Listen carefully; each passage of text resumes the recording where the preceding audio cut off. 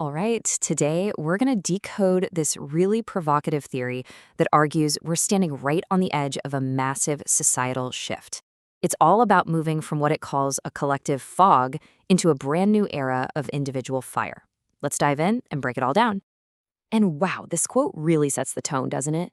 The core idea here is that a huge transformation is already happening. And this isn't some slow, gentle change. It's like a dramatic evaporation of our old reality, making way for something totally new, something centered on the power of the individual.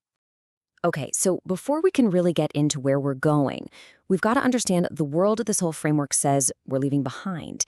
It calls this period drowning in the Piscean fog. This is what it calls the time of the monolith. So, what is this monolith they're talking about? Well, think of it like a giant faceless system.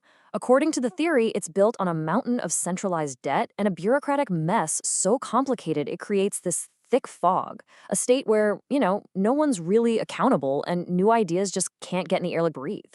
And all of that whole situation, leads to what the source calls the sleep of the state. It's this time of, just stagnation.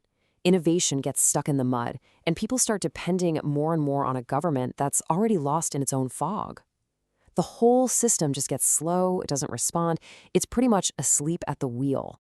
I love this phrase right here, PDFs within PDFs. I mean, what does that even mean, right? But it's actually a brilliant metaphor for the problem. It describes how reality gets buried under all these layers of official reports and jargon and complexity until it's almost impossible to see what's really going on. So you've got this dense, bureaucratic fog, and that's creating this massive tension. A tension so big that, according to this theory, it's about to break the whole system. They call it the paradox of labor, and it really challenges everything we thought we knew about the value of work.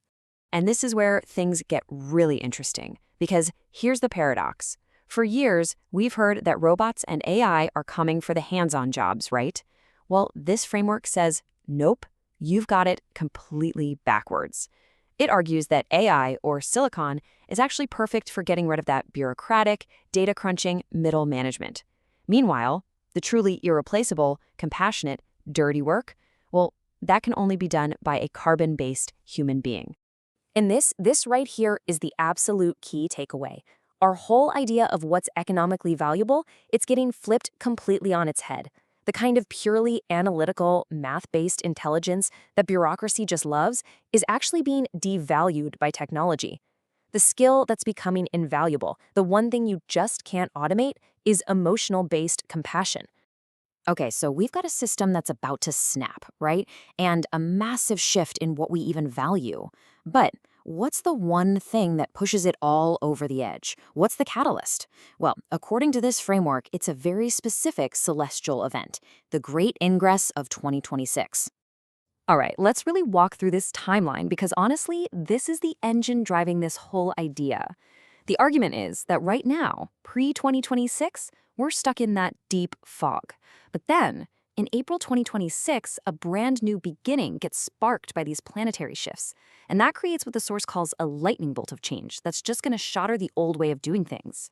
So what does this feel like? It's a huge shift in energy. It's like going from the unproductive pain of just sitting in the fog, stuck, not going anywhere, to the active birth of this Arian fire. It's a huge move from just passively putting up with a broken system to actively building a new one. So if this big shift actually happens, what does the world even look like after the dust settles? That's what this final part is all about, the return of the individual and the basic rules for this fiery new era. In this new world, what we consider valuable is just totally redefined. There are basically three new currencies that matter. First up, your unique identity. Second, just like we saw, compassion, the one skill that can't be replaced. And third, the real energy of a nation won't be found in its bureaucracy anymore, but in the individual zeal of its people.